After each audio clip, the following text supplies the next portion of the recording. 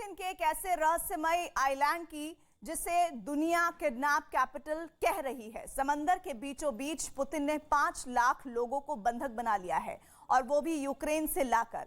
उस खुफिया आइसलैंड को फुल एड्रेस आज आपको हम कच्चा चिट्ठा में देने वाले हैं, लेकिन बात पुतिन के कुंभकर्ण की भी हो रही है जो युद्ध में अब जाकर जागा है और जेलेंस्की के देश में बड़ी तबाही लाने वाला है। इन सबसे अलग पुतिन ने एक नई जंग की शुरुआत कर दी है जो यूरोप से अलग ऐसी जगह पर होगी जहां पूरे साल बर्फ जमी रहती है। लेकिन सबसे पहले देखिए पुतिन का वो अड्डा जहां 5 लाख लोगों की जिंदगी मुश्किल में है।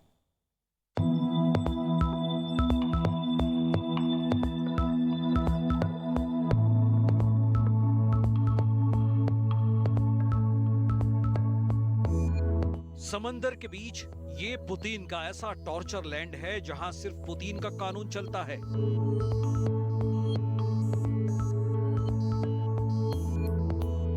पुतिन का ये ऐसा खुफिया द्वीप है जहां कोई भी इंसान सिर्फ और सिर्फ पुतिन की मर्जी से आता है और पुतिन की मर्जी से ही यहां से जाता है।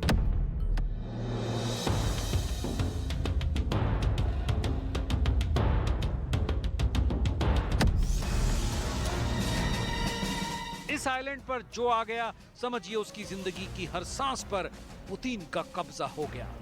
जब तक पुतिन न चाहे यहां से लौटना नामुमकिन है।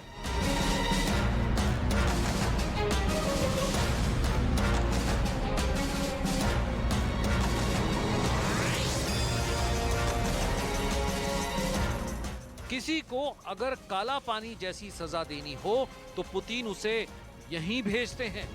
वजह है यहां का खतरनाक मौसम।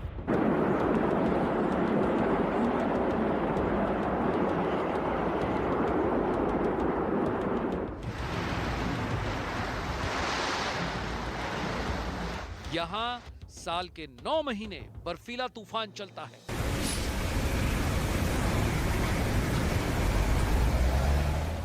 ठंड ऐसी कि खून तक जमा दे।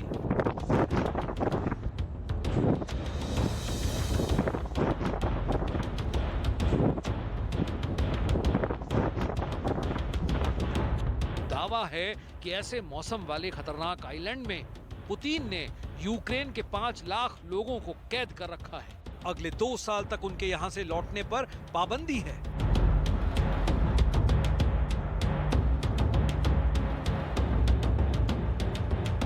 पुतिन का ये सीक्रेट आइलैंड इंटरनेशनल हेडलाइन बना हुआ है। वजह है इस सीक्रेट आइलैंड को लेकर बहुत बड़ा दावा है कि पुतिन ने यहां यूक्रेन के लाखों लोगों को बंधक बना रखा है। उन्हें वर्क कैंप में रखा गया है। यहां तक कि उन्हें अब यूक्रेन का नाम भी भूल जाने को कहा गया है।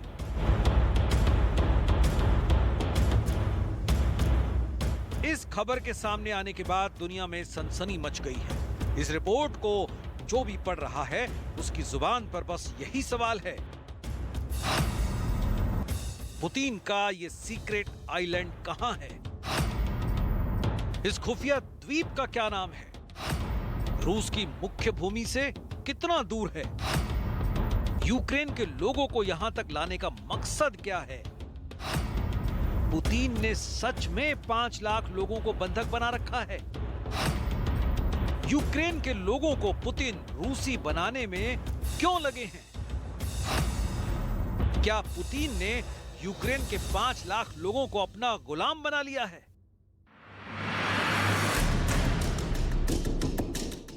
इन सभी सवालों के जवाब आपको सिलसिलेवार देंगे। इस सीक्रेट द्वीप का नाम भी बताएंगे और पता भी बताएंगे। लेकिन उससे पहले इस द्वीप को रूस का काला पानी क्यों कहा जाता है, इसे समझ लीजिए। रूस के इस द्वीप पर कुदरत का कोल्ड बम हमेशा फटता रहता है। यहां पर पारा साल के 365 दिन 0 डिग्री से नीचे रहता है।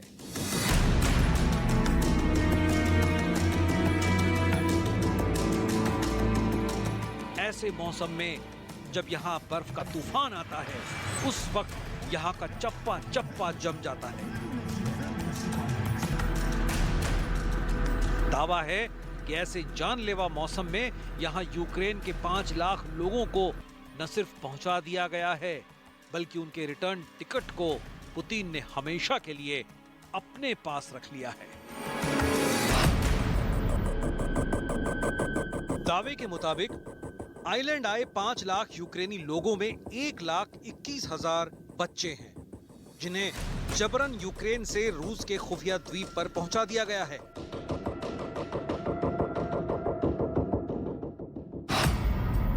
दावा है कि इस आइलैंड पर पुतिन का एक खुफिया बंकर बना हुआ है, जो एक तरह से रूस के राष्ट्रपति का कैंप ऑफिस है। वैसे तो पुतिन यहाँ बहुत कम ही आते हैं, लेकिन दावा है कि वो जब भी यहाँ आते हैं यहीं से फैसला सुनाते हैं। अब उसी आइलैंड का नाम 5 लाख यूक्रेनियों के कैदखाने के तौर पर सामने आया है। ये दावा किसी और ने नहीं, बल्कि संयुक्त राष्ट्र में यूक्रेन के स्थायी प्रतिनिधि सर्गेई किस्लिट्स्या ने किया है। सर्गेई किस्लिट्स्या का कहना है, व्लादिमीर पुतिन ने यूक्रेन के 5 लाख से अधिक नागरिकों को रूस में जबरन स्थानांतरित किया है और उन्हें दस्तावेज जारी किए हैं, जिसमें कहा गया है कि उन्हें 2 साल तक जाने की इजाजत नहीं है। इनमें बच्चे और महिलाएं भी शामिल हैं।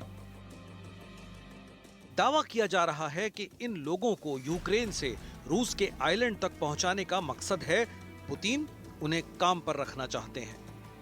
दावा तो यहां तक है कि पुतिन सभी लोगों को रूसी नागरिक बनाने में लगे हैं। पुतिन के इस खुफिया द्वीप का नाम साखालिन आइलैंड है, जो मॉस्को से 6,329 किलोमीटर दूर है और यूक्रेन से 7,226 किलोमीटर। ये उत्तरी प्रशांत महासागर में ओखोटस्क सागर और ततर जलसंधि के बीच मौजूद सबसे बड़ा द्वीप है। ततर जलसंधि रूस की मुख्य भूमि को सखालिन द्वीप से अलग करती है। ला पेरोस जलसंधि या सोया जलसंधि सखालिन द्वीप को जापान के होक्काइडो द्वीप से अलग करती है। इस द्वीप को लेकर रूस और जापान के बीच विवाद है। रूस का सबसे बड़ा द्वीप होने के बावजूद सखालिन की आबादी सिर्फ 1,27,000 है, जिनमें से अधिकांश मछुआरे हैं। अगर यूक्रेन के दावे को सही मान लिया जाए तो इस द्वीप की आबादी से 4 गुना अधिक यूक्रेनी लोगों को यहां लाया गया है। उन्हें जबरदस्ती यहां का नागरिक बनाया जा रहा है। दावा है कि यूक्रेनी होने के विचार को मिटाने के लिए यूक्रेन के लोगों को यहां लाया गया है। संयुक्त राष्ट्र में यूक्रेन के स्थायी प्रतिनिधि सर्गेई किस्लिट्स्या के मुताबिक यहां लाए गए लोगों से कहा गया है कि आपको यूक्रेनी होने का विचार छोड़ना होगा। बताया गया है कि वो अब रूसी हैं। आपको रूसियों से नफरत करने और उनसे लड़ने के विचार को पूरी तरह से मिटाने की जरूरत है। रूस का ये सखालिन आइलैंड पहली बार विवादों में नहीं आया है। यहाँ तेल और गैस का भंडार है। दूसरे विश्व युद्ध के पहले यहाँ जापान का कब्जा था। जापानी शैली में यहाँ आज भी कई इमारतें दिख जाएंगी आपको। लेकिन दूसरे विश्व युद्ध में जीत के बाद इस आइलैंड पर रूस का कब्जा हो गया।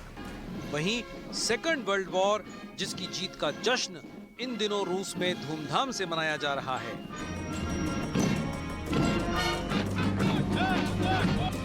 जश्न के बहाने यूक्रेन युद्ध के दौरान रूस अपनी सेना का शक्ति प्रदर्शन कर रहा है। टैंक के जरिए अपनी ताकत का मुजाहिरा कर रहा है।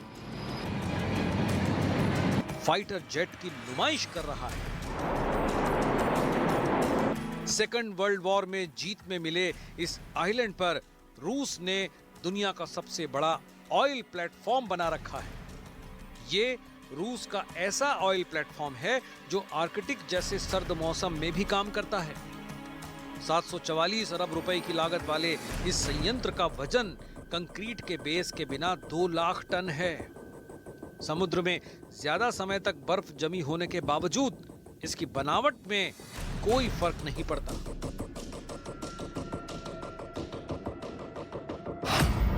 इस ऑयल प्लेटफॉर्म से हर साल करीब 45 लाख टन तेल निकाला जाता है। बावजूद इसके यहाँ का पारा इतना नीचे रहता है कि यहाँ रहना मुश्किल होता है। ये रूस के सबसे ठंडे इलाके के तौर पर जाना जाता है। दावा किया जा रहा है कि ऐसे सर्द मौसम में 5 लाख यूक्रेनी लोगों को लाकर उन्हें एक कैंप में रखा गया है और रूस के तेल संयंत्रों में उनसे मजदूरी करवाई जाएगी। हालांकि रूस ने इसे प्रोपेगेंडा करार दिया है, लेकिन संयुक्त राष्ट्र में यूक्रेन के स्थायी प्रतिनिधि सर्गेई किस्लित्स्या का बयान इंटरनेशनल हेडलाइन बनी हुई है और सखालिन द्वीप को पुतिन के टॉर्चर लैंड के तौर पर पेश किया जा रहा है।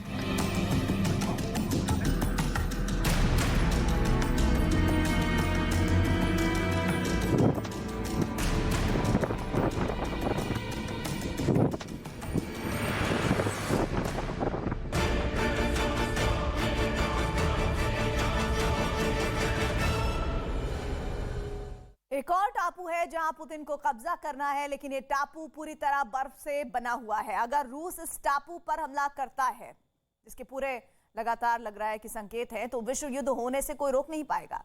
पुतिन ने इस टापू को जीतने के लिए क्या तैयारी की है, यह रिपोर्ट देखेंगे तो रशियन सेना की हैरान करने वाली सच्चाई से वाकिफ हो जाएंगे।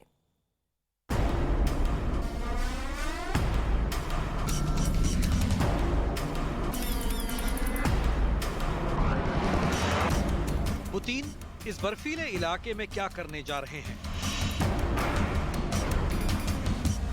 इन तस्वीरों से अमेरिका क्यों बेचैन है?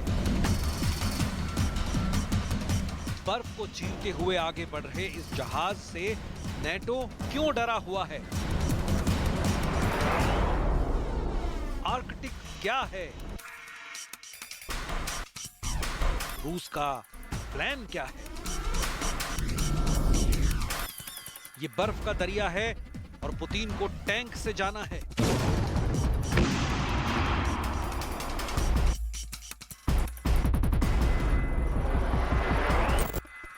यूक्रेन के बाद आर्कटिक पर कब्जे के लिए पुतिन के पास स्पेशल जहाज भी है। पुतिन के पास आर्कटिक की बर्फ में लड़ने के लिए स्पेशल फोर्स भी है। पुतिन के पास आर्कटिक में अड्डे भी हैं और पुतिन के पास उन अड्डों को अमेरिका और नेटो से महफूज रखने के लिए दुनिया का सबसे खतरनाक टैंक भी है, जिसे दुनिया T-14 यानी T-14 अरमाटा के नाम से जानती है।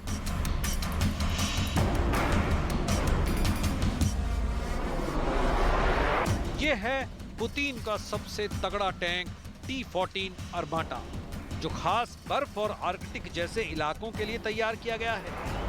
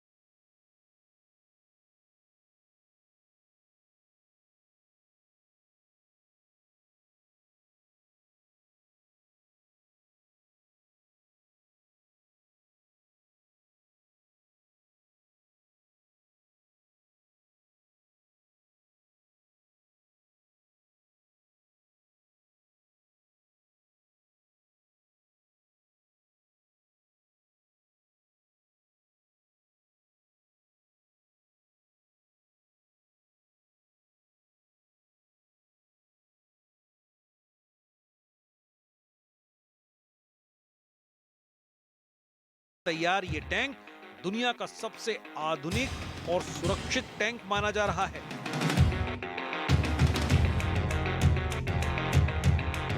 इसमें 3 क्रू ड्राइवर, गनर और कमांडर टैंक के अगले हिस्से में बैठते हैं, जबकि टरेट यानी टैंक के बीच वाला हिस्सा जिसमें तोप लगी होती है, वो पूरी तरह रोबोटिक सिस्टम पर चलता है।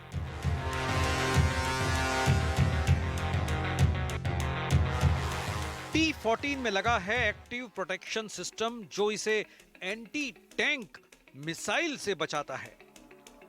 दुश्मन चाहे जेवलिन फायर करे या फिर एनलॉक, जिन मिसाइलों ने यूक्रेन में सबसे ज्यादा रूस की टैंक पावर को नुकसान पहुंचाया है, उन्हें नाकाम साबित करने के लिए T-14 की टेक्नोलॉजी अमेरिका और नेटो के लिए रहस्य बन चुकी है। T-14 को आर्कटिक के लिए क्यों तैयार किया गया है? इसके लिए देखिए कि आखिर आर्कटिक को लेकर रूस और बाकी दुनिया का मोह क्या है?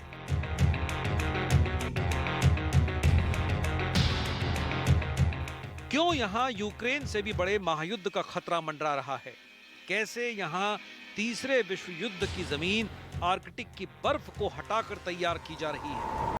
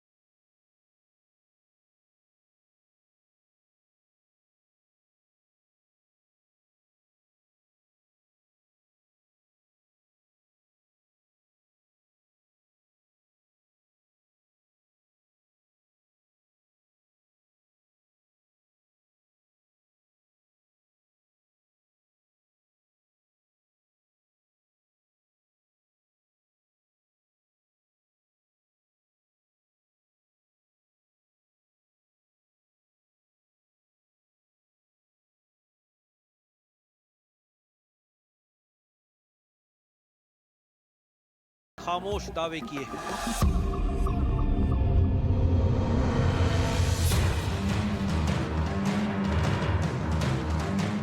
रूस अब यहां न्यूक्लियर पावर्ड आइस ब्रेकर तैनात कर चुका है। रूस की ये ताकत ऐसी है जिसका मुकाबला अमेरिका दूर दूर तक नहीं कर पा रहा है। आइस ब्रेकर ही वो ताकत है जिसके जरिए आर्कटिक में रास्ता तैयार किया जाता है और यहां रूस बाकी देशों से बहुत आगे है।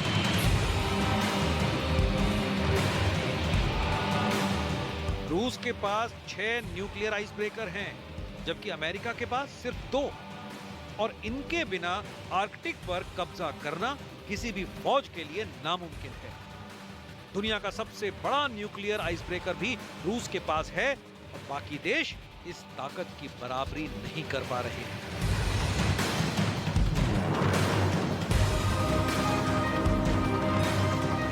इनका होना इसलिए जरूरी है क्योंकि दुनिया के नए प्राकृतिक तेल और गैस के भंडारों में से 22% आर्कटिक क्षेत्र में है और इस पर रूस समेत कई देशों की नजर है। जब बर्फ पिघलेगी तो इससे भी बड़े पैमाने पर तेल और गैस को खोजने की लड़ाई शुरू होगी और तब जिसकी जहां तक पहुंच होगी वो वहां पर अपना हक जताएगा। पुतिन के ऑर्डर पर रूस ने अपनी उत्तरी इलाके में 50 से ज्यादा ऐसी मिलिट्री पोस्ट को खोल दिया है जो सोवियत काल में तैयार की गई थी और यहां 10 रडार स्टेशन अपग्रेड कर दिए गए हैं।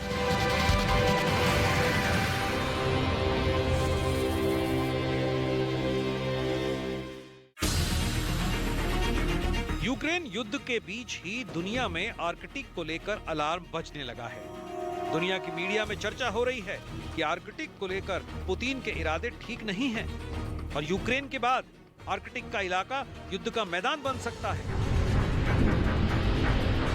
यूक्रेन पर हमले के बाद से ही रूस ने आर्कटिक सर्कल के आसपास अपनी फौजों को तैनात कर दिया था। इसने अमेरिका और कनाडा के साथ साथ नॉर्वे को भी बहुत ज्यादा परेशान कर दिया है।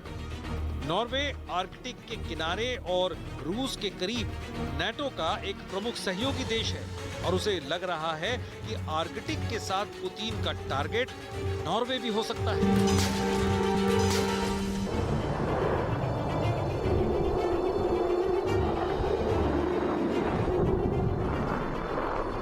आर्कटिक के बड़े इलाके पर नजर रखने के लिए रूस ने अपनी हवाई ताकत में भी जबरदस्त इजाफा किया है।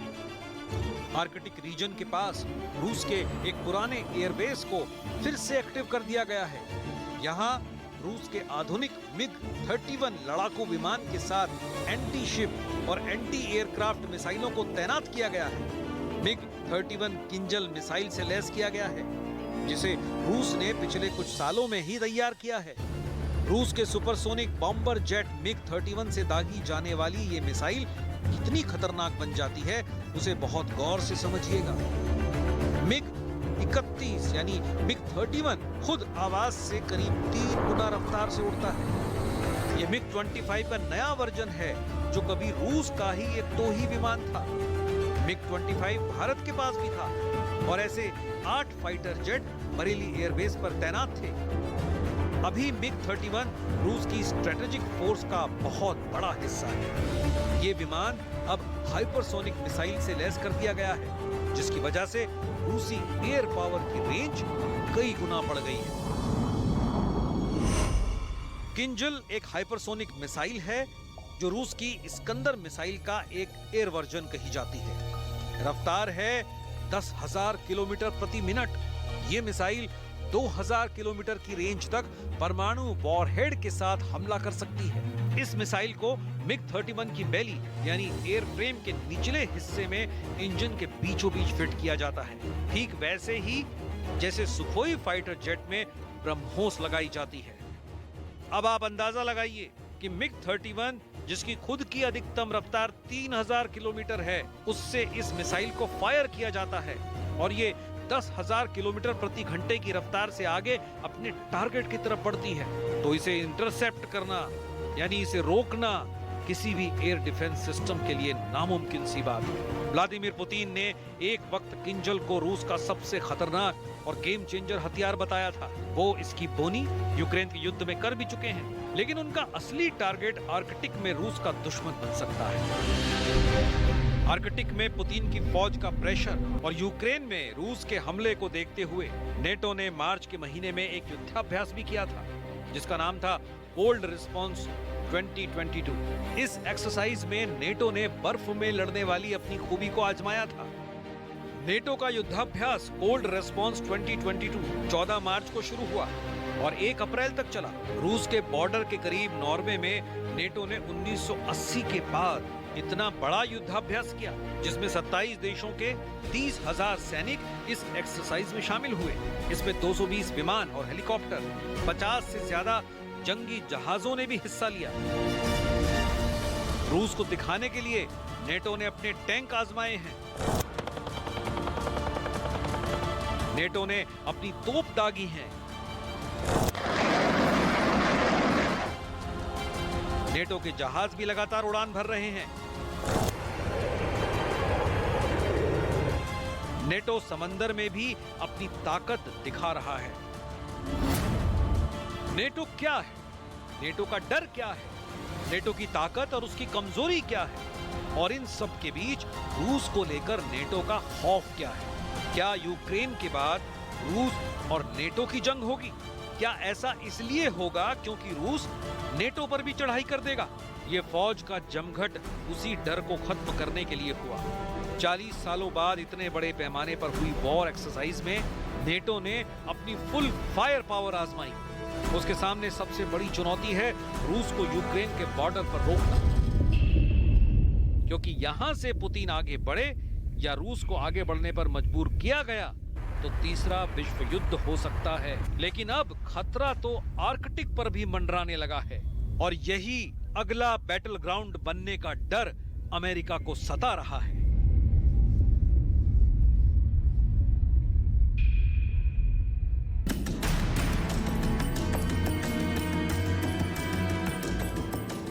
यूक्रेन की सबसे बड़ी लड़ाई डॉनबास में है। अब शुरू हो चुकी है वो लड़ाई, और इस लड़ाई में सबसे पहला शहर है वो है पुतिन की सेनाओं ने जीत लिया है, ऐसा रूस की तरफ से कहा जा रहा है। जीत का वीडियो भी रिलीज कर दिया गया है। पुतिन का वो सबसे बड़ा हथियार जो कीव की लड़ाई में बेकार साबित हो रहा था, अब बहुत तेजी से जेलेंस्की के सपनों पर पानी फेर रहा है। क्या है पुतिन का ये सबसे बड़ा हथियार जो कुंभकर्ण के समान शक्तिशाली है?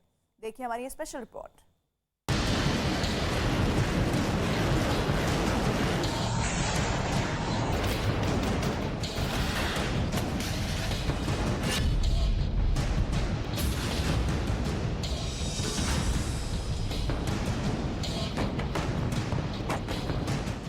यूक्रेन के युद्ध में अब पासा पलटने वाला है। जेलेंस्की ने कीव में जो पराक्रम दिखाया है वो अब डोनबास में बिल्कुल नहीं चलने वाला है।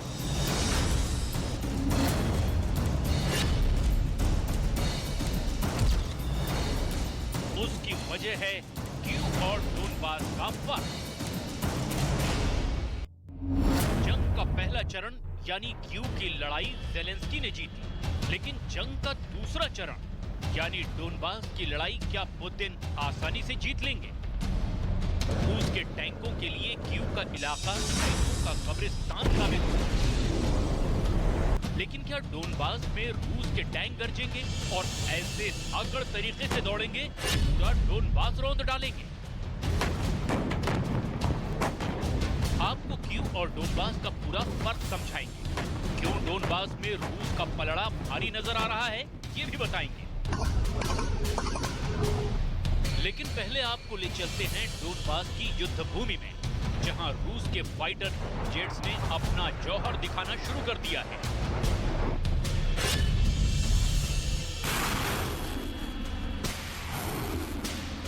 यूक्रेन के करीब 1000 छोटे मोर्चे और हथियारों पर रूस ने सफलतापूर्वक बमबारी की है।